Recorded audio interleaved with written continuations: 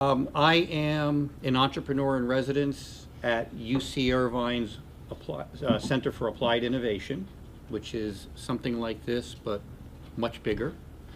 I am a professor of entrepreneurship at Saddleback College, and most importantly, I am a practicing entrepreneur. So I start businesses, I run businesses, I consult with CEOs, and what I like to be able to do is teach a very applied approach to entrepreneurship rather than just academic, and understanding the academics is important.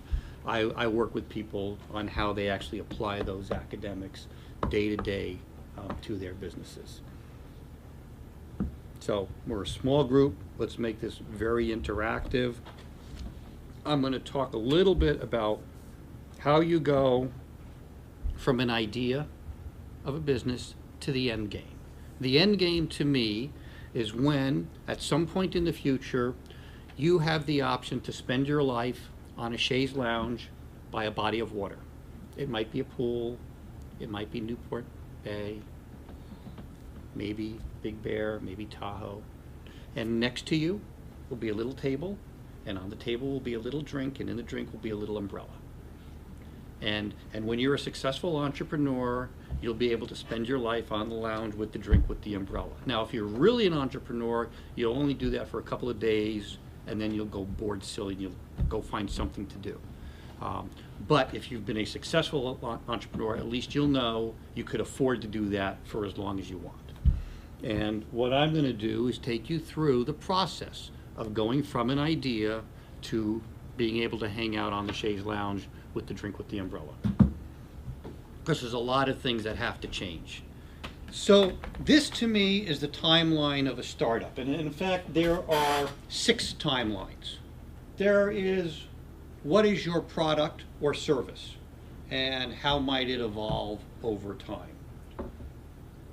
How your company is managed and who's doing it, and how that evolves over time. How the company is staffed. In the beginning, you are the staff, but over time you're going to want to add to that. How does that happen, and when does that happen? How is the company financed? Who's had to reach into their own pockets to fund their businesses? Come on, everybody, right? Well, that's part of it.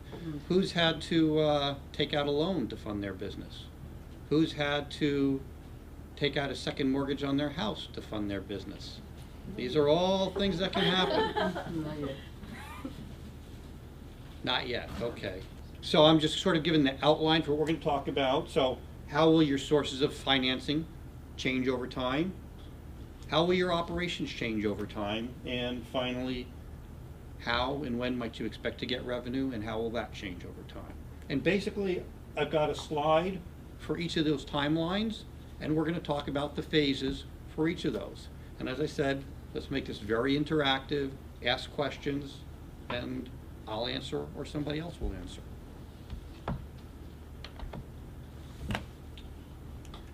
Well, I thought it would. So, product development.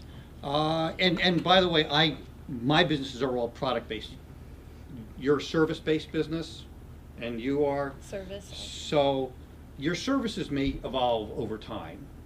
I think it's to going a to be lesser service extent. and product because Okay. we will sell kits. All right. So services probably evolve over time a little less than product, but still this applies. And I've broken it down into 4 phases.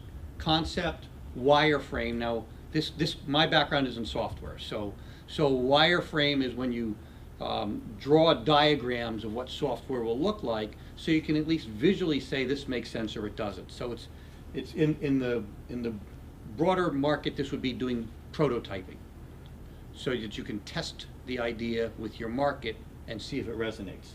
Then from that, I used to say we go to beta testing. Now the popular thing based on lean startup theory is to talk about MVP. What's MVP? Minimum viable product. Good. Hey, you teach good stuff here. All right. So minimum viable. You know, and you guys talk about lean startup theory here. Okay. So everybody understands that. Good. So I've updated this from beta to MVP, and then finally you get to production, and of course under lean startup theory, there's no such thing as production. There's just the next MVP and the next MVP and the next MVP. But at some point you get to the point where the product is appealing to a broad market, and then you can start full-fledged operations of the company. So under concept. So this is the problem with that little screen, is I can't read it. I got to turn around, which is really bad presentation etiquette, but sorry. The biggest mistake I see entrepreneurs do is they create a product that they think is cool, or they provide a service that they think is cool. And if they do that, they have a product or a service that may appeal to no one other than themselves, and you can't make a living paying yourself out of your own pocket. Take the money out of here, you put it in there, it doesn't work. So you gotta go out and test the idea, and of course that's a lot of what's discussed in Lean Startup. Take an MVP, roll it out there, do the A/B testing, see what customers like, make changes. Gotta always be aware of what the customers want, and also part of it is understanding what is your core competency, because there may be something customers want, but if anybody else can do it, you have no sustainable competitive advantage. So I like to think of the world as a little Venn diagram.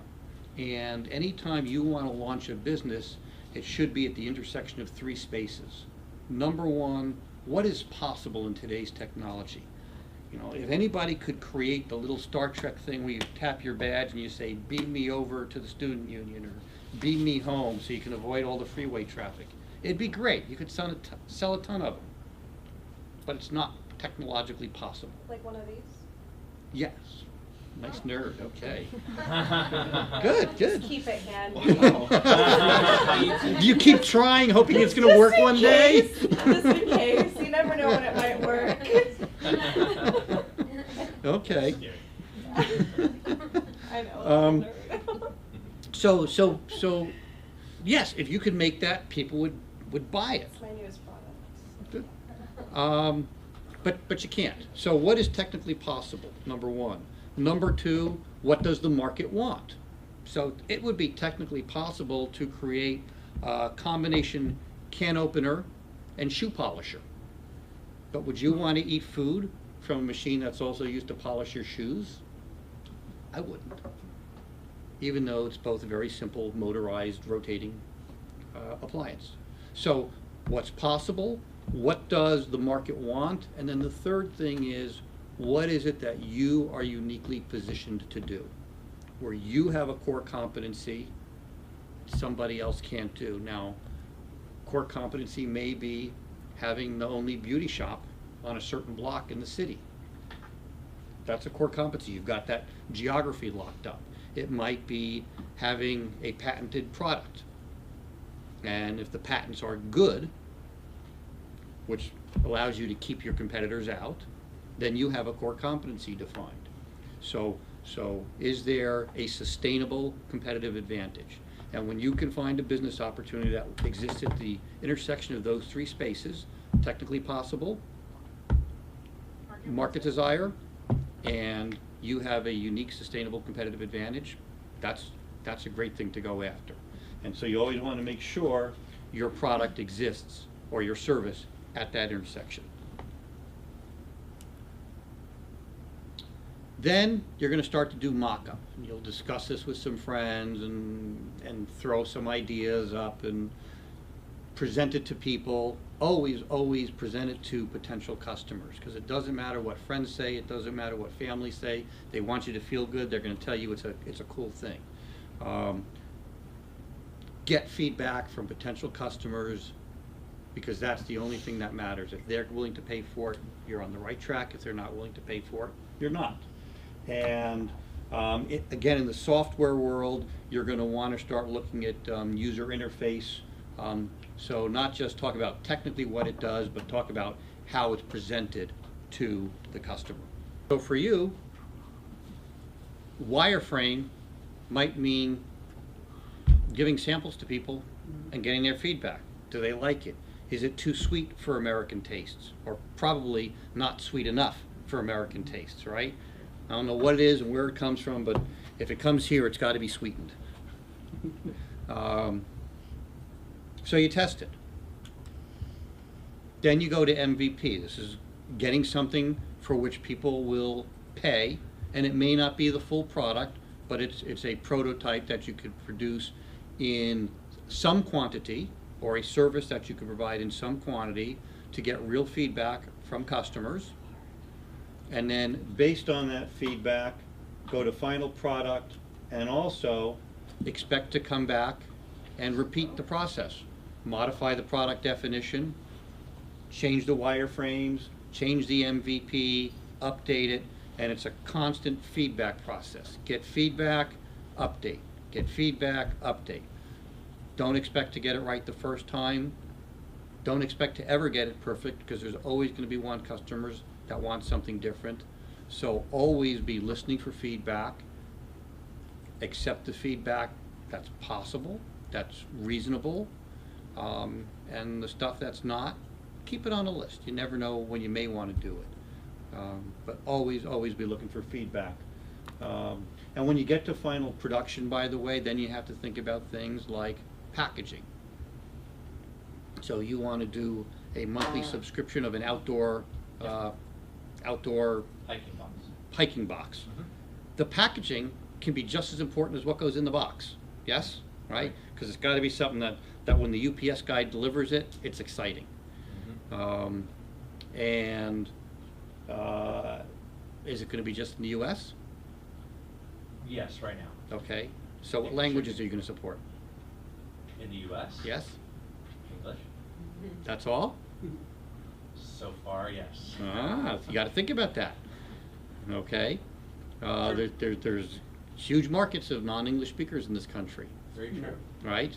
So that's what localization is. Do you need to do translations? If you want to sell in Canada, you're required by law for most products to do English and French documentation. I was thinking about calendars because I have this guy at the VA who loves my calendar, Mhm. but he goes, I'm used to the European calendar. Can you make it start on Monday? And he's like, the only person because that's how their calendar is. They start Right. Monday through Sunday. That's And I was right. like, I did it because I wanted to make him happy. So. And there's other kinds of localization, like the day and the month are reversed in the order Yeah. on European dates. So localization is making up the product so that it will fit the needs of various constituencies, generally geographic, but even within the U.S. You certainly could have a Spanish version, an English version, Chinese version, Japanese version, Korean version. All of those groups have large populations, large Persian population here in Southern California. So that, and this is supposed to go for how long? About an hour. An hour, okay. So we're halfway through already, and we're only on one thing. So that's okay. We'll have to invite you back. We'll get faster. We'll have to invite you back. Okay. So my tip on this, and this was the first thing I said, is always design for the customer, not for yourself. All right, managing the company. In the beginning, who makes the decisions? Founders. You do, right? So what do you got to do? You got to actually create the product, create the company. Who's actually created a company? Okay, so everybody else gets to go through the fun of filing paperwork with the Secretary of State and with the IRS and all those forms, so you actually have a legal entity. Have you got $800 a year? pay $800 a year? Doing business. And what kind of entity would you form? Oh, we formed a LLC. LLC? Always, yeah. Always? Okay. Not always. Not always. I feel that. Based on your revenue, LLC. So actually, the kind of entity you're going to want to form will probably be determined by your funding objectives. If you're really never going to go raise capital, an LLC is fine. On the other hand, if you want to raise money, especially venture capital level money, an LLC will not be sufficient. You'll need a C Corp. And you'll actually need probably a Delaware C Corp, not a California C Corp. And if you have a Delaware C Corp, then not only do you need to file your paperwork in Delaware to create the entity, but you also have to file paperwork in California to be a, there's a phrase for a company that's incorporated outside the state but operates within the state. I'm drawing a blank on it. Something registered. It's not an alien. Yes, it's It's not that, but it's like that. yes, it is alien. I forget. But anyways, you still have to pay your $800 a month, $800 a year to the state of California. But if you want to get funded, you're going to do it in Delaware because Delaware has rules that protect investors better, and investors are going to insist on that.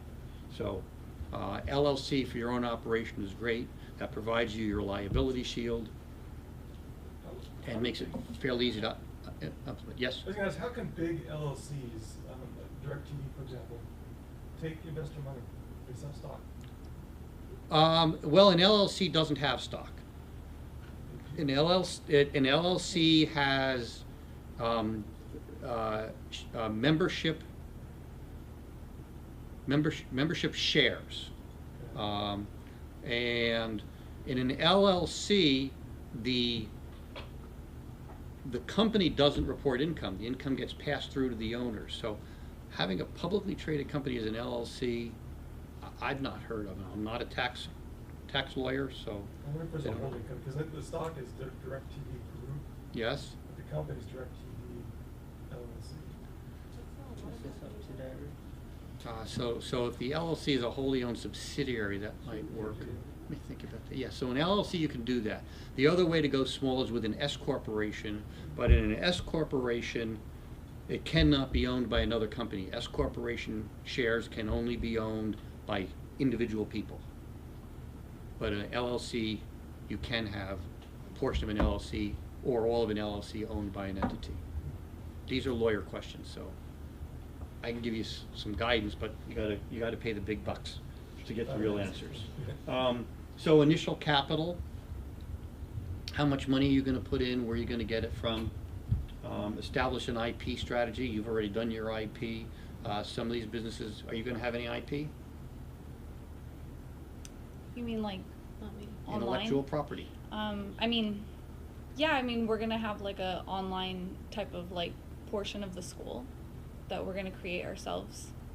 But it's not gonna, I don't think we can But even you are really gonna have have it IP. patented. But patent is not the only form of IP. Oh. Trademark, Service mark. right? Service mark, logos, all of those Oh, yeah, things. That's definitely. IP also. Okay. So you all pretty much want to develop a brand and protect it. And doing that for trademarks and copyrights is very easy. It's very low cost, so you should do that. Patents are not cheap, are they? $15,000 to $20,000 per patent will be your cost. That consistent with what you've experienced? Gone up, definitely. Yeah. And I just heard from there's an IT guy telling me about all the fees have gone up, and they've just made it so much more expensive. It is. So what you're going to do is create a product, create the company, get your capital, determine what intellectual property you want to protect, and then possibly get some people to bounce ideas off of. You never want to operate or run a company by yourself. You always have to have people to discuss your ideas with.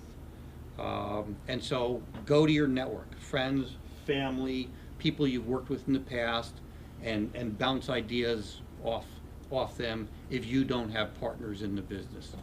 But always find somebody, or come here and talk to mentors, because you've always got to share ideas.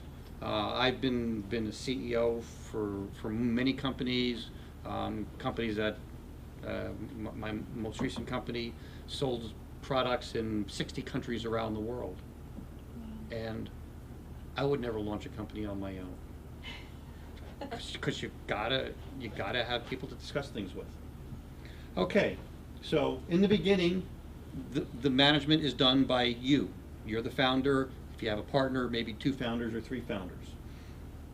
Eventually, you're going to want to build an advisory board. And then I also have next to that board of directors. People know the difference between an advisory board and a board of directors? Sort of? Yeah. Okay. You see, you made the mistake of sitting close to me. So what, you're gonna And you, ask me? and you shook your head, so what's the difference? So the advisory board is like not that many people, like maybe 1 or 3 people. Mm-hmm. And then the board of directors is kind of like more for they get elected. It's more for like corporations, something like that. They get elected. Sort of. And they do more like fiduciary things. Okay, going in the right direction. Who owns stock in any company? A share of Apple, a share of IBM. Anybody own stock in any company? What company? Well, you said Apple. Apple, you own some Apple Yeah. stock. So as an owner of Apple, can you go up to Cupertino and tell them what to do? No. Okay. But you do actually have legal rights. And so you, once a year, get this package in the mail, which you throw away, Yeah. don't you? And most people do, and that's your proxy vote. Yeah. So all of the shareholders, all the people that own Apple, can't possibly tell Apple what to do. There's too many people. So instead, you and all the other tens of thousands or hundreds of thousands of shareholders elect a board of directors to be your representative. And the board of directors oversees the management to make sure the management is working in the best interest of the shareholders.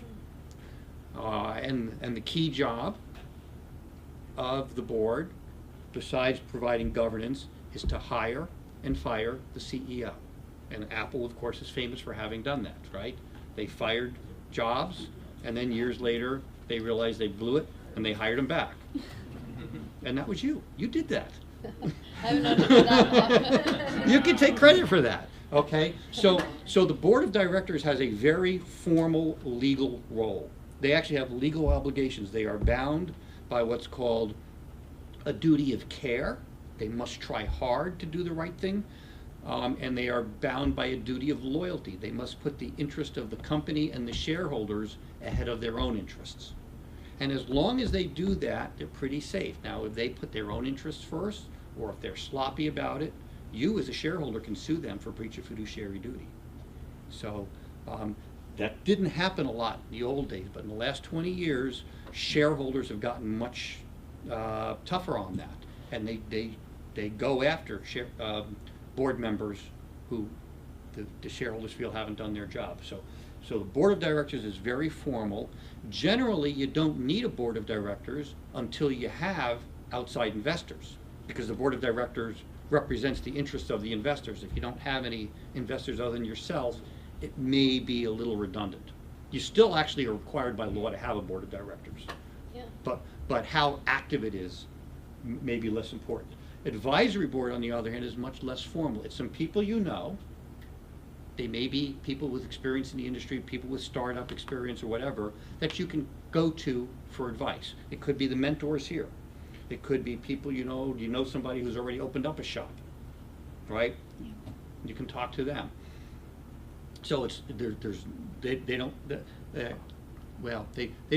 usually don't get paid an advisory board, but you might actually give them a little bit of equity in the company to motivate them. But an advisory board is much less formal, and so it can be done earlier. You may not have to do a board of directors until you actually go out and start raising capital. Before that, you're legally required to have a board of directors, but you, as the founder, may be the only person on it. In which case, there are things called, some form where you can say by unanimous written consent, that's it. If all the board members, all one of you, says this is what we're going to do, then it becomes an official part of the company records. That'll be done. So the advisory board is going to provide you with guidance on how to run your business, what to do. They may be able to provide you with introductions. You're going to open, let's see, I keep picking on beauty shops, but whatever. Where are you going to get your supplies? You're right. So they may be able to tell you, oh, there's a great supplier or distributor of hair care products. This is the person you should talk to, or you need some fancy chairs or blow dryers or whatever. Maybe they can tell you do that. Or they might tell you what kind of marketing has worked in the past, right? So advisory board can be helpful. for all this. Okay, gonna go faster. Then you're gonna get your board of directors. This is, again, much more formal, and they have legal power over the company because they are representing the interest of your shareholders. Now, when you form the company and you go out and get investment, if you maintain more than 50% ownership, you might think a board is irrelevant because you still have a controlling interest. So, let's see, a farm, Yeah. right? You're probably not going to get any investment. No. Okay, you're not going to need investment. You're going to get investment for your calendar idea, an angel, maybe. Okay, so you're going to get an angel investor, and they're going to give you $200,000 in exchange for 20% of the company. So you have a controlling interest to the board, and they can't do anything, except that when they make that investment, there may be some terms in the term sheet that says even though they're a minority interest, before you can sell the company or do a substantial change in ownership of the company, they have the right to approve or disapprove of it. So in the term sheet where the investment comes in can be control terms and things like that, that even allow a minority shareholder to exert control over the majority shareholder. And like the advisory board, the board of directors, besides giving you money and taking control of your life, should be able to help you with your business. Do networking into other people in the industry, provide guidance, learn from their lessons, their careers. And then eventually, once you start generating revenue, you're going to actually start having to hire a management team. One of the most difficult things for any entrepreneur to do is to let go. Most entrepreneurs, when you start the business, you're it. You have to do everything. Over time, you have to allow other people, delegate to other people. You're going to hire a management team, hire a VP of sales, a VP of operations, or whatever, and you have to trust them. And you've got to let them do what they need to do. Now, one of the best ways to do that is in the early days when you're starting operations, document what you're doing and how you're doing it. Create some policies and procedures. And then when you delegate an assignment to somebody else, you can say, here's how I did it. This is the policy and procedure. Now, when you work for a Fortune 500 company, there's a policy and procedures manual this thick.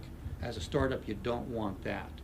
But as a CEO, when you think you're going to have to start delegating responsibility, it helps the person to whom you're delegating it if you can tell them, this is how I've done it in the past. And that doesn't mean that's necessarily the way they have to do it, but at least it gives them a starting point, and it puts down in black and white what your expectations are in the way they do that. So you enable the person to whom you're delegating to actually accomplish what you want the way you want by documenting it. And it doesn't need to be a huge document. It may be a slide in a PowerPoint deck. It may be a page or an entry in a wiki or something, just someplace. Tell them what you expect and how you expect it to get done. The tip here, don't go for clones of yourself. It's always tempting to get people with just same major. You're a business major, you want more business major. You're going to be in hairdressing, you want to get other hairdressers. But that's the worst thing you can do. You want to get people with varied backgrounds because they have different skill sets that can help. Have as mixed a group as possible with many different skill sets, many different backgrounds, because that will give you a richer set of capabilities to draw on in creating the business. So go for people that are different from yourself. Go for people that will disagree with you occasionally. Not violently, but will disagree with you. The more brains you have working on an idea, the better the solution will be. Okay, managing the company. Building the team. So in the beginning, who does all the work? You, the person in the mirror. You have to be the CTO if it's a technical product. Be the architect, do the development work if you're a programmer. Be the CEO, be your own administrative assistant, you know. If you want to yell, hey, get me an appointment with somebody, you know, oh, my people will call your people, well, you are your people. So So give yourself a note to call somebody. You can change your voice if you want. You know, they do that in the movies all the time. Hang on, I'll get it right on the phone. Market research, don't forget the importance of that. Always, in the beginning, you got to talk to the customer. Now, a great place for market research, by the way, is to get business students from Cal State Fullerton. Do it for you. Right? Put some interns to work. 1,800? Is that what do you guys charge for it? It depends. Okay, We want to I know. forget. But getting students to help with some of the stuff is actually a really good idea, because in the beginning you don't have resources, so this is a way to get resources. But it's all being done by the founders while you start to solidify the idea. Then once you're fairly confident of what you're going to do, you may actually start hiring some people to do it. Some consultants, some part-time employees, some temporary employees. You may count a little bit on your advisory board. If you have actually built a board of directors, you may count on that. You're going to need some bookkeeping. Everybody learned how to do QuickBooks, right, in your accounting class? Is that something you want to do every day? No, you shouldn't, and you're not efficient at it. You need to understand what's being done in QuickBooks, but hire somebody to do the bookkeeping for you. And once a month, you close the month out, you look at it, and you make sure everything's in alignment and there's no embezzlement going on or anything. But hire somebody. You're going to need to hire a lawyer. And by the way, in these early days, you're going to rely on your lawyer a lot to create the company, to form shareholder agreements, to do contracts for your suppliers, contracts with your customers, lots and lots of stuff. Your lawyer, it's weird to say this, but your lawyer is going to become your best friend for the first couple of years. Marketing and social media, everybody learned that, yes? Do you recommend, or have you heard of startups using Legalzoom or one of those? So yeah, I think something like Legalzoom is okay if you've done it before and you know how it gets done. If you've never done it, I would spend a little extra money the first time to see the right way to do it. Once you've been through it, or maybe you have friends who have done it, but doing Legalzoom without any experience would be a little hazardous. After that, it would be fairly easy. Now, I'm talking about Legalzoom to create the entity with the state and to file the documents to get a taxpayer ID.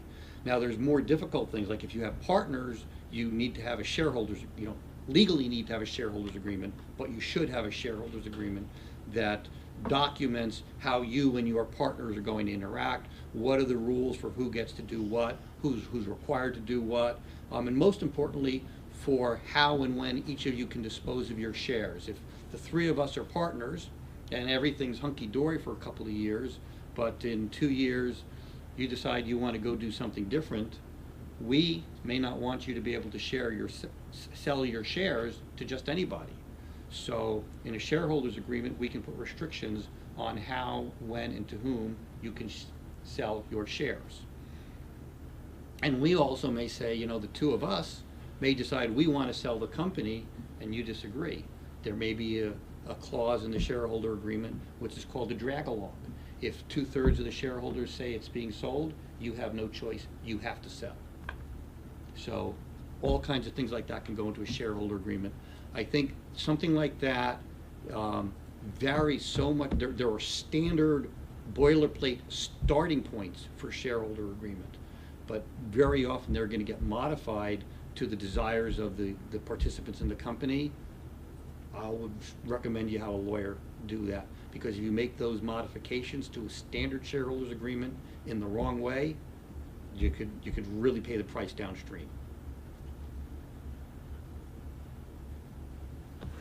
Okay, so start by getting some consultants, some part-timers, some outsourced people, because in this early stage you maybe can't afford to hire full-time people, or a lot of them anyways. You may hire 1 or 2 people, but not a lot. Then, as you start generating revenue, you'll start hiring a few people, and of course that means you're going to start needing an HR department a little bit, or at least HR services, maybe outsourced. focusing mostly still on product if you're a product company. If you're a services company, you may want a couple of extra people that can start delivering the services. You don't want to start incurring overhead costs like CFO and CTO and sales and marketing departments until you're big enough to cover those expenses out of free cash flow, or until you've raised capital that can be used for those purposes. And then eventually the company gets big, generating relatively significant amount of capital, and you can go to full staffing. Add more practitioners of whatever it is you do, but also start building out your full overhead. Get a CFO, get a CTO, get a CMO, get a CRO, CSO. There's C anything O these days. I saw one the other day, it was a CPO, and to this day I still don't know what that means. Chief Petty Officer. Okay. So I don't know. Purchasing officer? Purchasing is usually not a C-level job. But all those people add overhead, and at some point you need the overhead, and you got to think about that and build that into your budgets and your financial plans, but you don't hire them right away. And once you start getting all those C-level people, that's when you know you have a really big sustainable company. And you might actually go out and buy your chaise lounge. You may not have a body of water to put it by, but you can have it in your bedroom at least for practice. And get it in the chaise lounge and maybe have a beer on there. You haven't earned the umbrella yet, so don't go for it. Okay, so that's building the team. The key, how to find the people for your team, is networking. The people here at the Incubator, people you know, your partners, your employees, your vendors, your customers, all of them are prospects. For my last company, we needed to hire, everybody was based here in Orange County, and we decided we needed a sales rep on the East Coast. And you know what I did? I called our best customers, and I asked them, who are your best reps from our competitors? And they told me. And we went out and hired one of them. And we stole them from our competitor.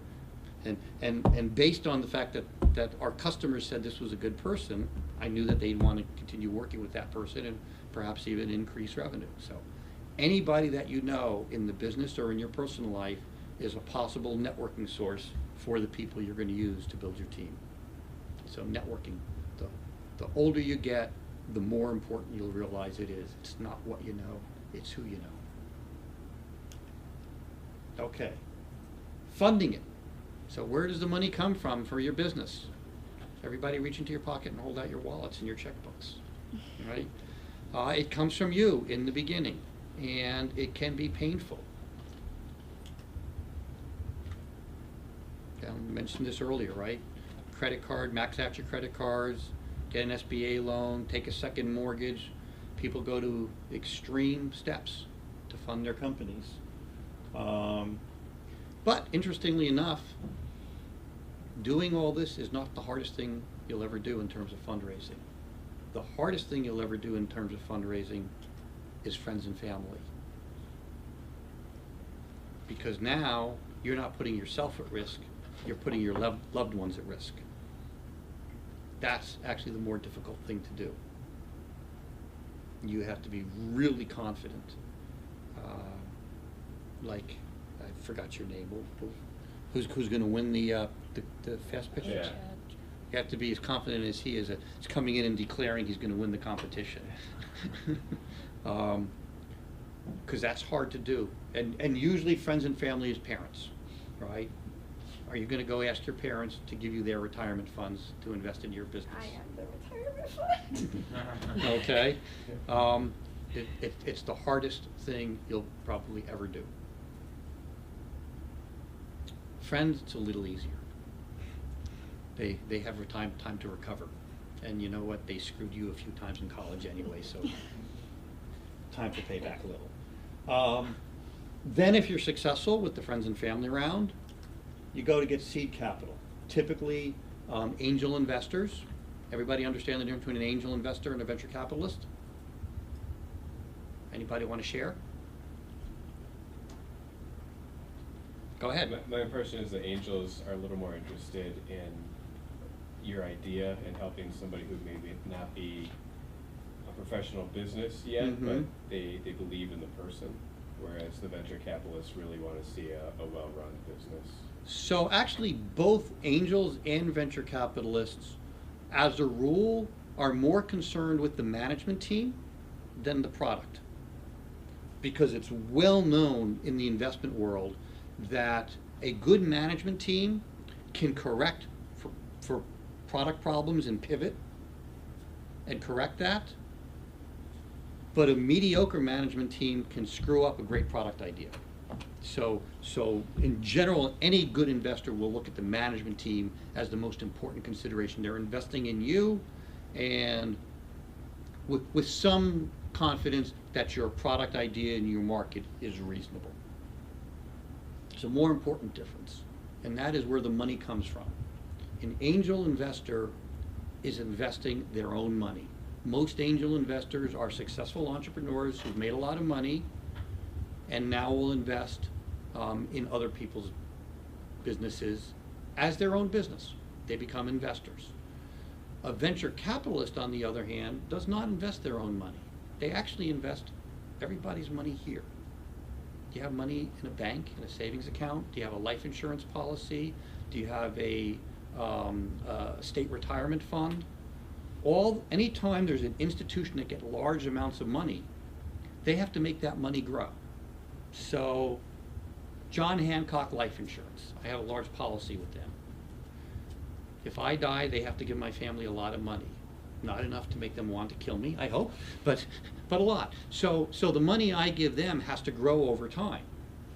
And what they do is they take that money and they allocate some of it to safe investments, like tax-free bonds and things like that.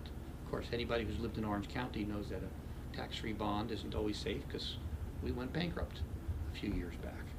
So anybody that invested in our bonds lost money. But they're also going to take a small amount of that money and give it to a venture capitalist.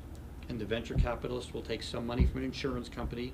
Actually, the largest source of venture capital funds is the CalPERS, the California Public Employees Retirement Fund.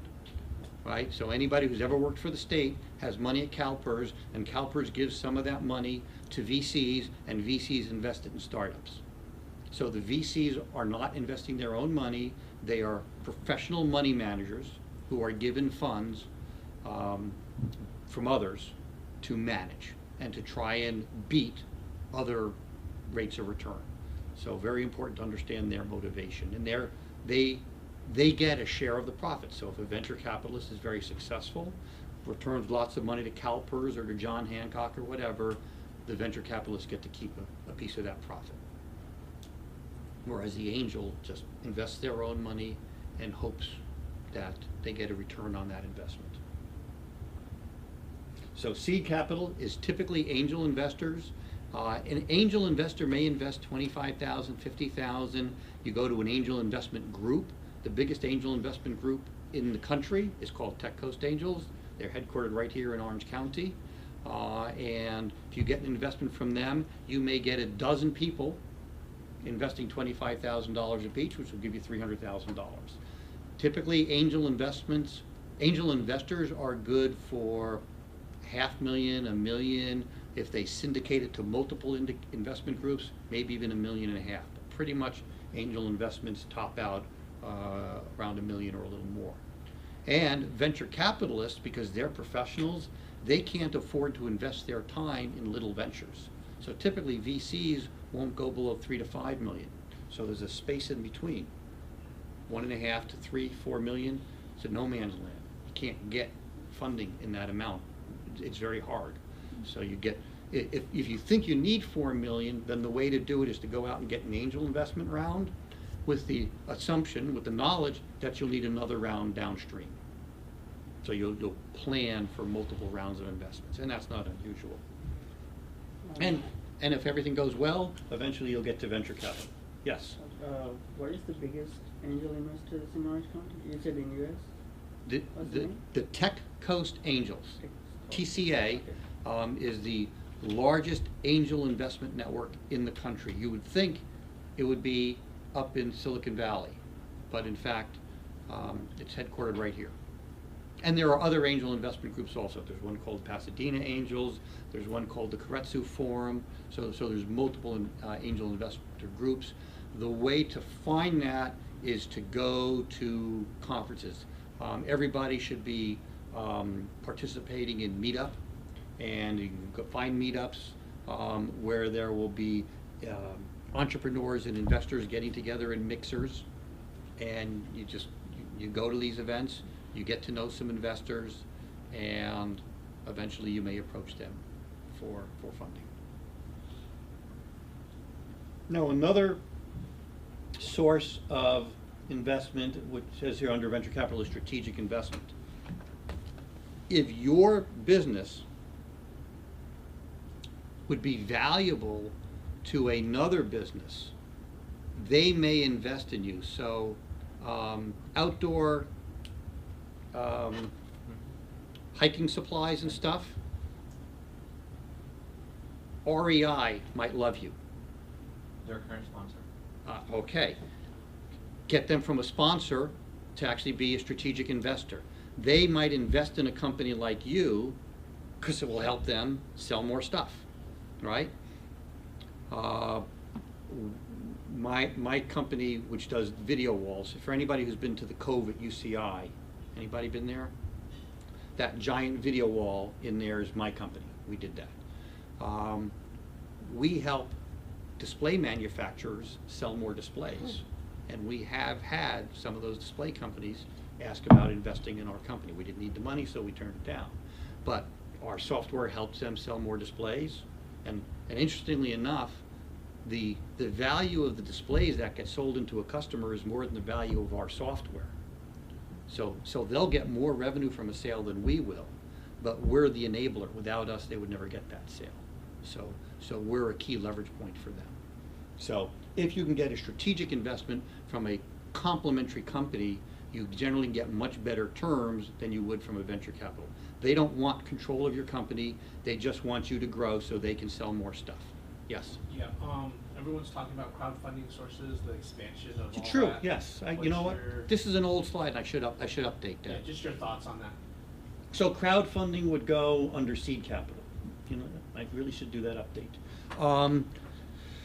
So for certain kinds of business, crowdfunding is great. If you're a product business, crowdfunding is really good because what you do is you're basically doing advanced sales. You're selling people the promise of a product that doesn't exist yet, and they're going to give you the capital you need to actually do production. Now that's the older Kickstarter model where people are not actually investing in your company. They're giving you money in exchange for some kind of gift. Now, just 2 months ago was the passing of, I forget what it's called. Title III. Title III, thank you, yes. Title III, which says, so historically, if you want people to invest in your company, those people need to be what are called qualified investors. The government wants to protect dumb people from investments they shouldn't make. So they said, if you're not a qualified investor, you're not allowed to invest in everything. Now, Title III says that's not true. Small companies can now get small amounts of investment from anybody. I could start a new company and ask each one of you to become an investor for $50,000, and you're all going to take out your checkbooks and write your checks, and half of them are going to bounce, right? So anybody could invest in that. So it takes away some of the hassles of doing VC level funding. However, it does impose upon you some reporting requirements, because now you all of a sudden have a bunch of shareholders, and you need to tell them how their investment is doing. So you're at that point going to need a CFO to produce all the reports that are required to maintain Title III qualification. But yes, you're right, crowdfunding should be in there. Okay. And the most important thing about this is the pitch. right? So you guys are having a pitch competition. What's the best way to have a good pitch? Got to have a hook. But most importantly, you got to practice. And not in your head. It must be out loud. It can be to your spouse, your significant other, your parents, your kids, your dog. And I mean that seriously. Doing it to the dog, you at least have to say things out loud. And when you hear those words coming out of your mouth, you're going to say, well, that was a stupid way to say it. And you're going to correct yourself. And every time you do it, you're going to have less stupidity in your pitch and get better and better. And if you do it in your head, it doesn't work. You got to say it out loud. Record yourself and play it back. Listen to it. The other thing to consider is there's a complexity curve. When you first have your initial idea, it's very simple. I'm going to open a beauty parlor. I'm going to start a farm. I'm going to deliver a monthly subscription of outdoor equipment. And then, as you think about it more, you start to add details. Going to do a monthly thing. It's going to be in a box. It's going to be delivered by UPS, and your story gets longer and longer and more complex and more complex. And that's natural. Don't worry about that. Then it's going to get really complex to the point where you can't even fit it into the 2-minute window you're allowed in a 2-minute pitch. Is it 2 minute you guys get used? 60 seconds? 60, okay. So you'll get to the 60-second limit sooner than the 2-minute limit. But as you do the pitch on other people, you're going to see what resonates, and you're going to start throwing parts away. And eventually, you're going to boil it down to the kernel of what's really important. And at that point, it's not going to take you 60 seconds. You can do it in a sentence or two, 15 seconds, 20 seconds. That's when you know you got it right. But you're only going to be able to do that if you work yourself up the complexity curve, over the top, and come down the backside. And the only way to do that is practice. In the class that I teach, my final exam is a pitch. And within 3 seconds, I can tell who practiced and who didn't. I've had people who get up in front of the class, and I start the timer and say, go. And they don't say anything for a few seconds. And then they say, that's it. I know instantly they haven't practiced. And on the other hand, there are people that, as soon as I say go, they start. It's clear, it's concise, it's compelling. You can tell those people practiced. There's no faking it. You gotta practice your pitch over and over again. Not just so you know what the words are, but strategically so you know what is really the compelling points to include and what is the stuff that may be an implementation detail you need to know, but your potential customer doesn't. Okay, we're over time already. Operations. Okay, so where does every startup start? In a garage, right? You should all know that. Apple started in a garage. HP started in a garage. Microsoft didn't start in a garage. Amazon. Google started, what? Amazon. Amazon. Did I don't know about Amazon. If you say so, okay. Apartment. Dell Computers, right? Actually started in a dorm room. Worse than a garage. So you're going to be able to work out of the garage or the basement or the incubator for a while. But eventually you're going to outgrow it. And when you do, you're going to probably go to a co-working facility, an executive suites. They're all over the place. There are now, on an increasing basis, more of them that are focused specifically on startups. Try to find one of those because they'll actually have some support systems in place specifically designed for entrepreneurs. You're also going to start hiring more people, so you're going to need more kinds of contracts. When you're hiring consultants, by the way, it's very important to make sure that it used to be important to say that any consultant work is a work for hire. Now you're actually not supposed to use that term anymore, because a work for hire could mean that a consultant is legally an employee and you owe them all kinds of benefits and tax. But you do need to make sure that any work you outsource to a consultant, you own the rights to. If you don't, in a contract, specifically say, whatever you produce for us is ours, we own the rights and control everything, then you pay a consultant to do something for you and they own it. The place this is very common actually is in photography. You hire a photographer to come to your wedding, they take all these great pictures, you don't own the pictures, the photographer does, and then you have to pay them every time you want prints. Unless you pay extra in the beginning and get an agreement that you'll own the rights to all the photography. Same thing with any consultant, so make sure you get the rights to consulting or contract work. And similarly, even for your employees, in your employee agreements, you need to state explicitly whatever they do is the property of the company. Then eventually you're going to want to go into an office, maybe do a 3-year lease, maybe do a 5-year lease. You're going to perhaps start doing some benefits, employee stock option plan, term sheets for that, sales contracts, compliance forms. As your company grows, you're going to have all kinds of regulatory rules on who you can hire and how you have to treat your employees. There are rules that you just wouldn't believe. I'm a software company, and it turns out that in the state of California, if you have a software engineer that makes $80,000 a year or less, they have to be an hourly employee. They can't be a salaried employee. I think it's a little absurd, but the state has these rules. And if you don't comply, you can get sued. So you need HR professionals to make sure you're complying with all the bizarre rules that exist on a city, state, county, federal basis. So employees only, or is it contractors subject to that? That's employees. Because contractors, you can do it by the job. Right. Okay, and then eventually, if you're successful, you're going to start opening offices all over the world,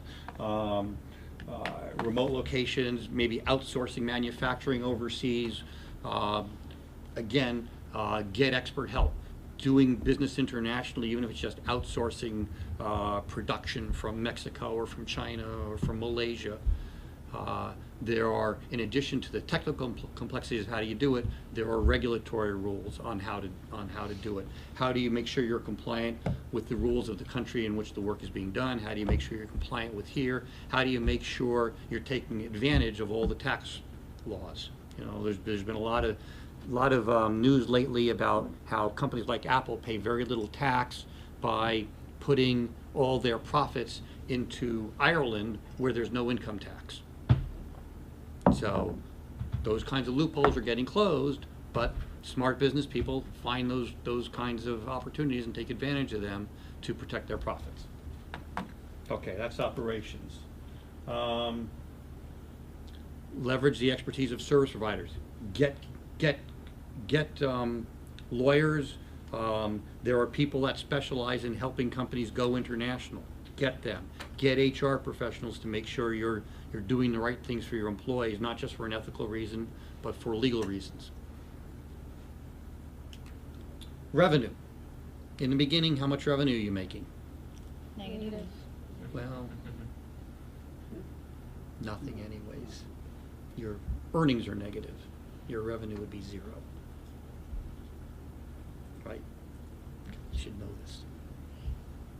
Demerits. Right? Okay. Even though I'm not our teacher, she's gonna get marked down. Okay. Just don't tell JJ. And, It's on video. Oh and the phase of 0 revenue will usually take longer than you wanted, right? You're already a year beyond your expectation, you said. Yes, I am. Okay.